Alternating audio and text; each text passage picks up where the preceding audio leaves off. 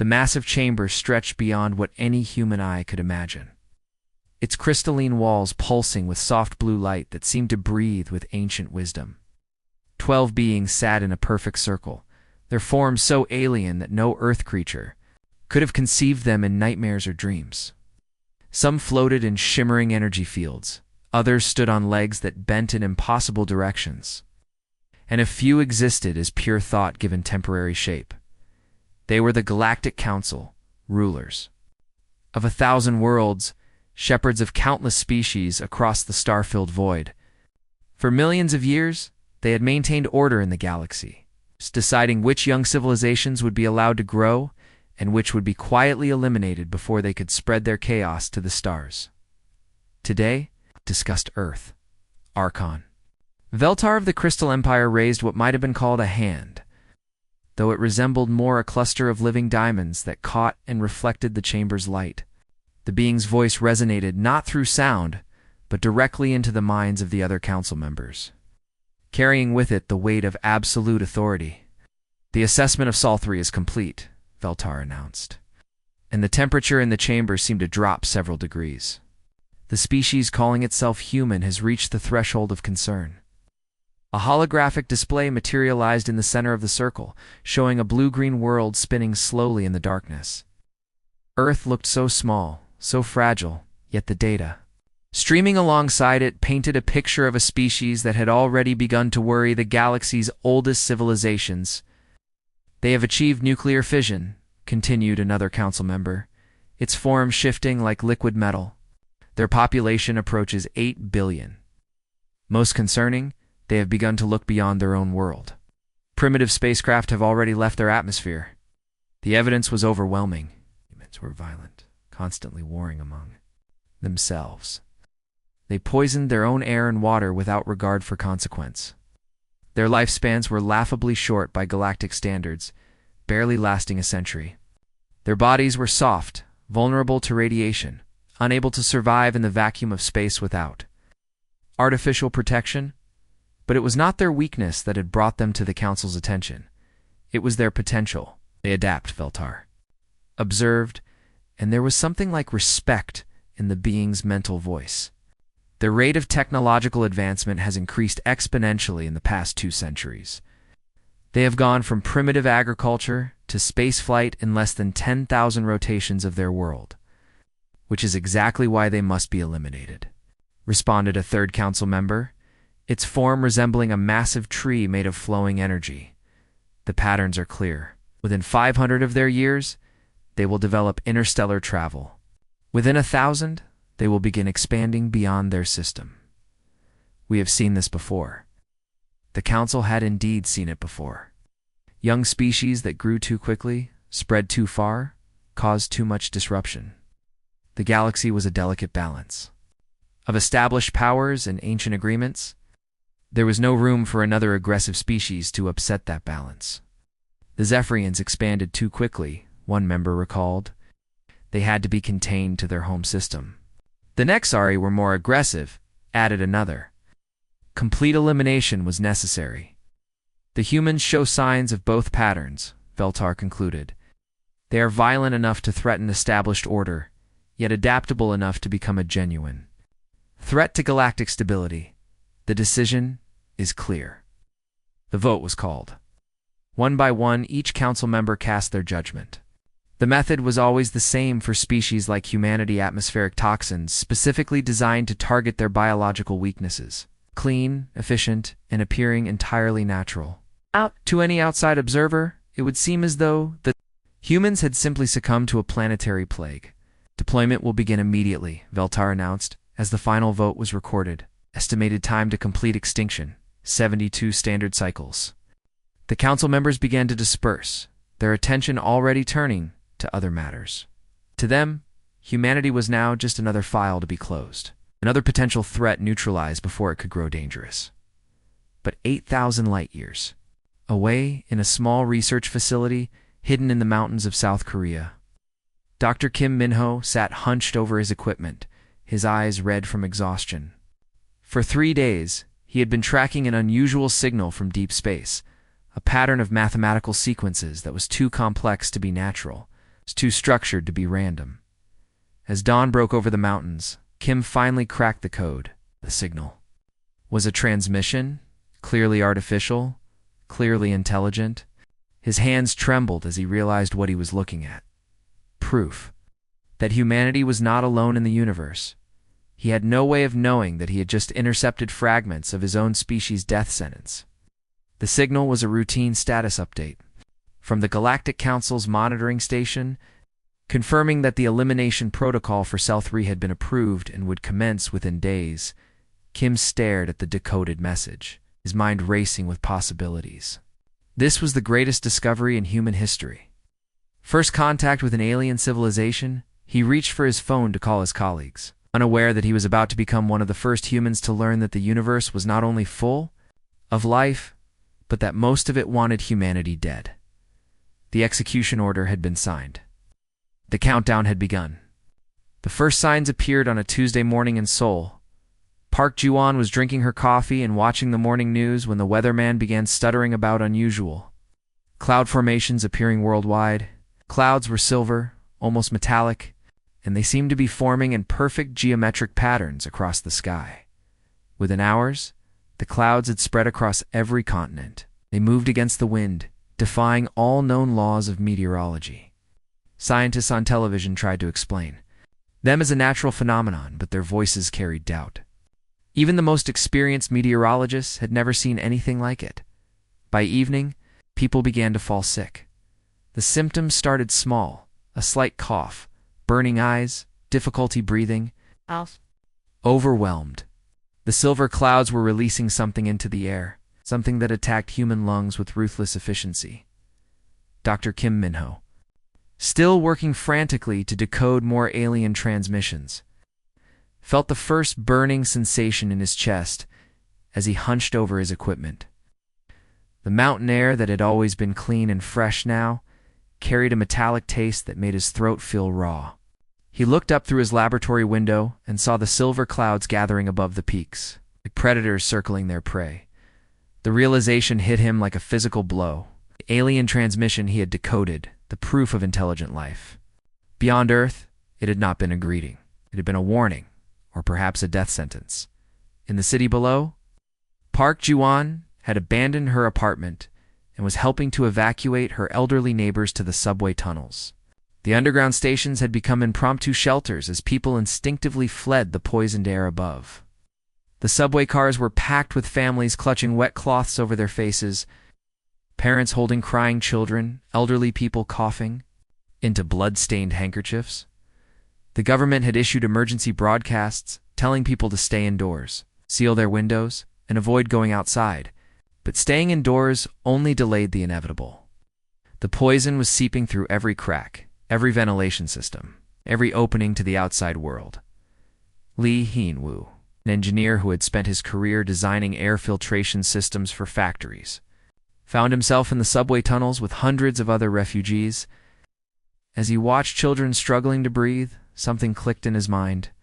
The subway system had its own air circulation. He could modify the filters, adapt them somehow. Maybe he could buy them time. Using spare parts from abandoned shops and his knowledge of airflow systems, Lee began building makeshift air purifiers.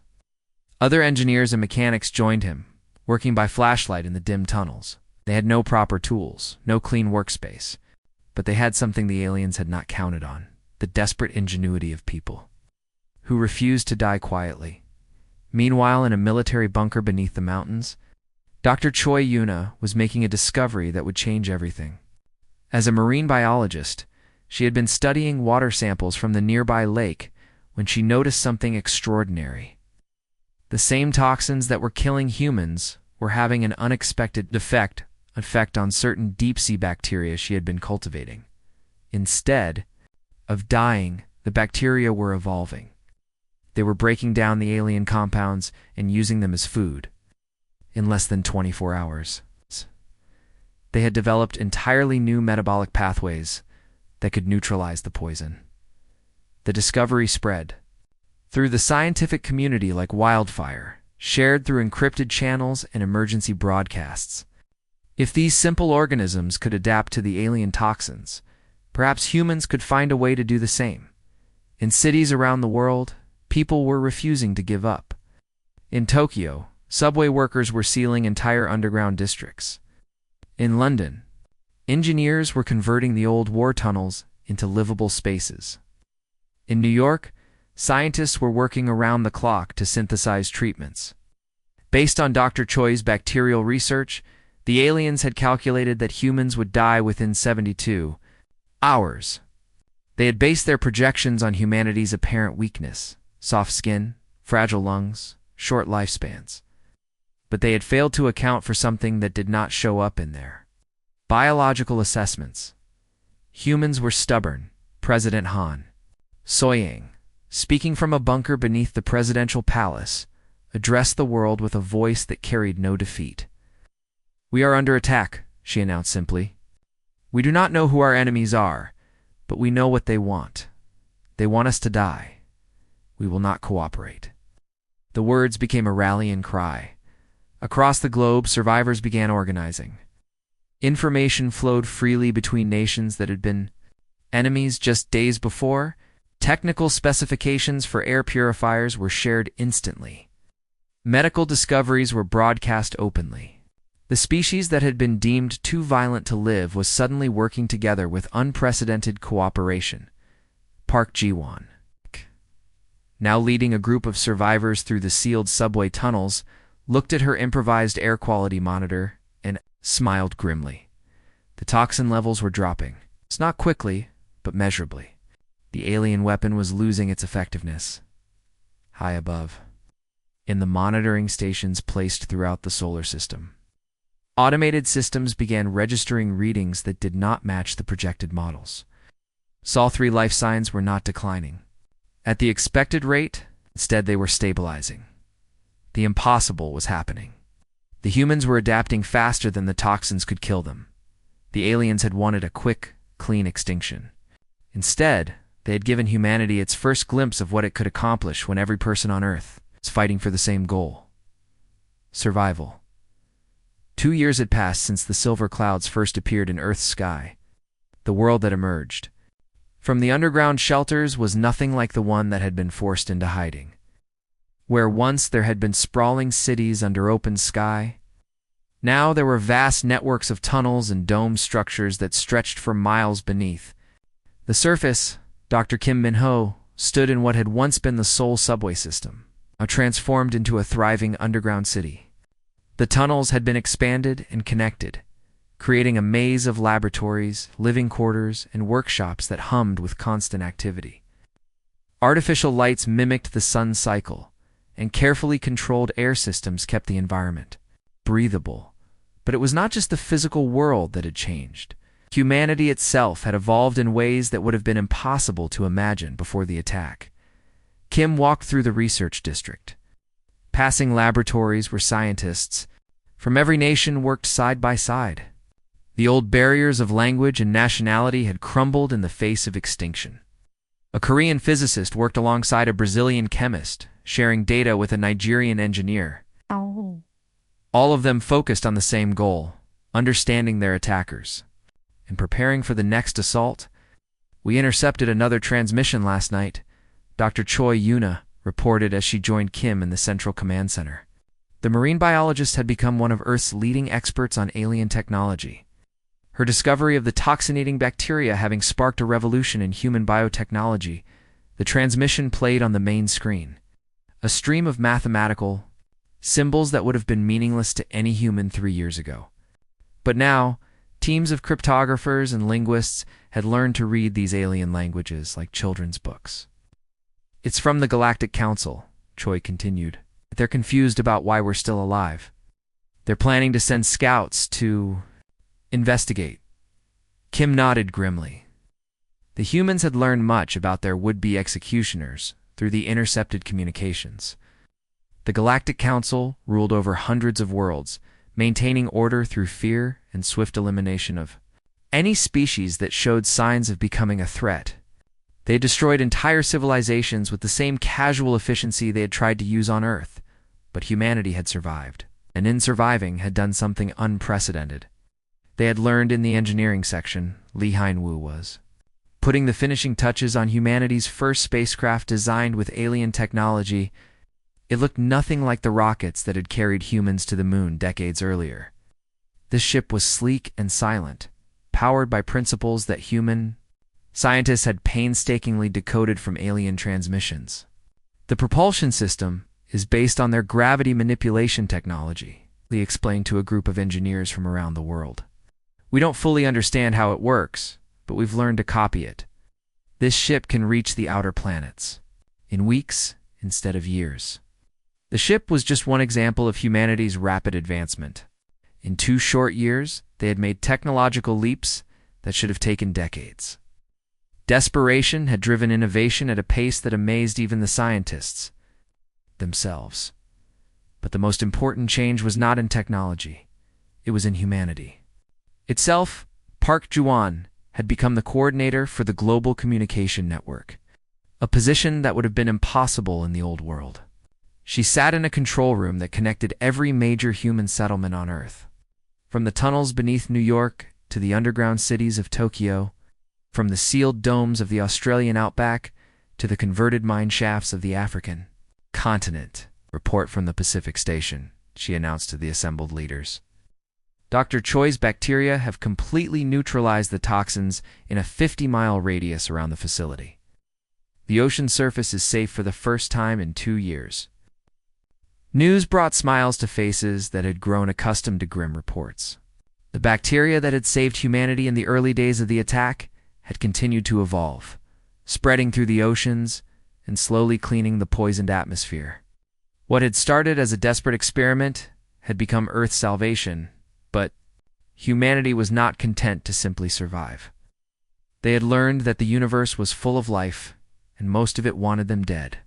The old dream of exploring the stars had been replaced by the urgent need to prepare for war. President Yan Soyang stood before the Global Assembly, addressing representatives from every surviving nation. The assembly met in a vast underground chamber that had been carved from solid rock, its walls lined with screens showing data from monitoring stations around the world. "We know they will come again," she said, her voice carrying across the chamber. "The aliens expect to find a dead world. Instead, they will find a species that has learned to fight back." The evidence was all around them. Human settlements had spread beyond Earth's surface, establishing mining operations on the moon and research stations throughout the solar system. The species that had been confined to one world just 2 years? Ego was now expanding into space at a pace that would have seemed impossible in the depths of the ocean. Dr. Choi's bacteria had done more than just clean the water. They had evolved into something new, something that could survive in the vacuum of space. Early tests showed that these organisms could actually seek out and attack alien technology, eating through hull materials that had been designed to last. For centuries, humanity had found its first weapon in the war for survival. The aliens had wanted to eliminate a primitive species before it could become a threat. Instead, they had created exactly what they had feared: a unified, technologically advanced civilization that was no longer content to stay hidden on one small world. The next time the Galactic Council's ships approached Earth, they would not find helpless victims. They would find an enemy that had learned to fight back. Admiral Korth of the Morvac fleet stared at his sensor displays in disbelief. His massive warship had just dropped out of hyperspace at the edge of the Sol system, expecting to find a dead world spinning silently in the void. Instead, his instruments were showing impossible readings. "Commander, run a full diagnostic on the sensor array," he ordered, his voice tight with confusion. "These readings cannot be correct." The Morvac had been chosen for this mission because of their reputation for thoroughness. They were a methodical species, evolved from predators, that had learned to hunt in the radiation-soaked wastelands of their homeworld. When the Galactic Council needed something investigated properly, they called the Morvac, but nothing had prepared Korth for what he was seeing now. "Admiral," his sensor officer reported, "the diagnostics are complete. All systems are functioning. Normally, the readings are accurate." Korth's 6 eyes focused on the main display. Where there should have been one dead planet, his sensors showed a thriving system. Human spacecraft moved between Earth and its moon like insects around a hive. Mining operations scarred the surface of nearby asteroids. Most impossible of all, the ships appeared to be using technology that incorporated principles from half a dozen different alien civilizations. How, he transmitted to the Galactic Council. How are they using our own physics against us? The answer came from an unexpected source. As Korth's fleet moved deeper into the system, they encountered the first of Earth's new defenses. At first, it looked like nothing more than a cloud of space debris, the kind of cosmic dust that accumulated around any active solar system. Then the cloud began to move. Dr. Choi Yuna watched from the command center beneath. Pacific Ocean, as her creation, went to work. The bacteria she had discovered in the depths of Earth's oceans had been modified and weaponized into something the galaxy had never seen before. These organisms could survive in the vacuum of space, reproduce rapidly, and most importantly, they had an appetite for alien hull materials. Spore Cloud 7 has made contact with the lead scout ship, reported Park Ji-won from her position at the communications console. Estimated time to hull breach for minutes. The Morvock scout ship pilot watched in horror as his hull began to dissolve around him. The ship's automated repair systems worked frantically to patch the growing holes. But the biological weapons spread faster than they could be contained. Within minutes, the ship's atmosphere was venting into space through countless tiny holes that seemed to appear everywhere at once. Mayday, mayday. The pilot transmitted as his ship began to break apart. Unknown biological weapon. Hull integrity compromised. Require immediate assistance. But help was not coming. The Morvac fleet had encountered something they had never faced before, an enemy that fought with weapons they did not understand, using tactics that violated every principle of galactic warfare. On Earth, Lee Heinwu stood in the launch bay of the underground facility that had once been a subway station. Around him, teams of engineers made final preparations for humanity's first offensive strike against the alien fleet. The spacecraft they had built looked nothing like the crude rockets of the past. These ships were sleek and deadly, powered by stolen alien technology and crewed by pilots who had spent 2 years preparing for this moment. All ships report ready for launch, Lee announced to the command center. Operation Defiance is a go. The human fleet that emerged from hidden launch sites around the world was small by galactic standards, barely 24 ships against the Morvac's 100-vessel armada. But size was not everything. The humans had learned to fight dirty. Each human ship carried a payload of weaponized bacteria, along with conventional weapons powered by reverse-engineered alien technology. More importantly, they carried something the Morvac had never encountered, crews who had nothing left to lose. Captain Park Ji-won, now commanding the lead human vessel, opened a channel to the alien fleet. She spoke in perfect Morvoc, her words, translated by the linguistic programs that Dr. Kim Minho's team had developed. Morvoc ships, this is Captain Park Ji-won of the Earth Defense Force. You have entered our system without permission. You have attempted to genocide our species. This is your only warning. Leave now, or face the consequences.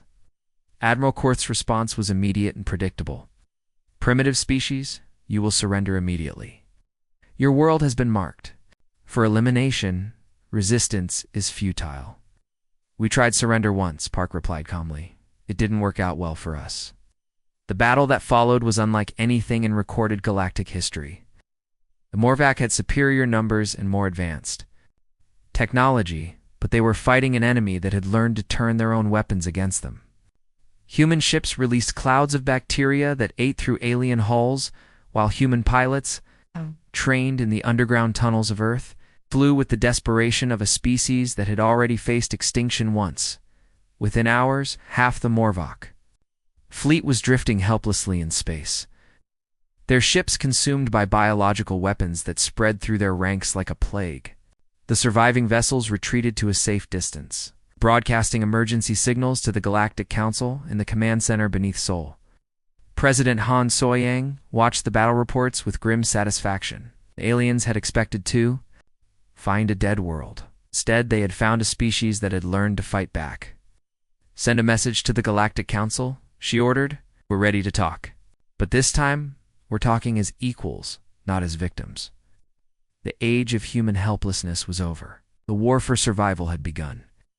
3 years after the first silver clouds had appeared in Earth's sky, human ships materialized in the outer systems of 12 different worlds. The vessels were sleek and silent, carrying crews who had been born in underground tunnels and raised on stories of survival against impossible odds. Dr. Kim Minho stood on the bridge of the ESS Defiance, watching as the ship's communication systems locked onto the transmission networks of the Galactic Council. Behind him, a small fleet of human vessels waited in formation, their hulls marked with the scars of countless battles against alien technology. "All ships in position," reported Captain Park Ji-won from the tactical station, broadcasting on all Council frequencies. The message that followed was transmitted simultaneously to every major alien civilization in the known galaxy. It was spoken in perfect Morvac, flawless Crystal Empire harmonics, and the thought patterns of the energy beings who ruled the Outer Rim. The humans had learned to speak the galaxy's languages by listening to their own death sentence. "We are the humans of Sol 3, the message began, Kim's voice carrying across the void to touch the minds of beings who had thought Earth was nothing but cosmic dust. "You tried to kill us. We lived. You thought we would die fast. We didn't die at all." In the Galactic Council chambers, the 12 ancient beings who had ruled the stars for millennia sat in stunned silence. The holographic displays around them showed human ships positioned at the edge of their most important systems, not attacking, but simply ... waiting. Archon, Veltar, of the Crystal Empire, had been the one to sign humanity's death warrant. Now facing the impossible sight of human vessels using technology that should have been beyond their understanding, the ancient being experienced something it had not felt in 10,000 years. "Fear? How is this possible?" demanded another council member, its energy form flickering with agitation. "The toxins should have eliminated them completely. Our projections showed total extinction within 72 cycles." "The humans have done something unprecedented," Veltar admitted, studying the data streams from the monitoring stations. "They have unified their entire species in response to an external threat. Every human nation, every human tribe, every human individual is now working toward the same goal." The implications were staggering. In the galaxy's long history, no species had ever achieved complete unity. There were always factions, always conflicts, always competing interests that prevented total cooperation. It was this natural division that made young species controllable. But humanity had changed the rules.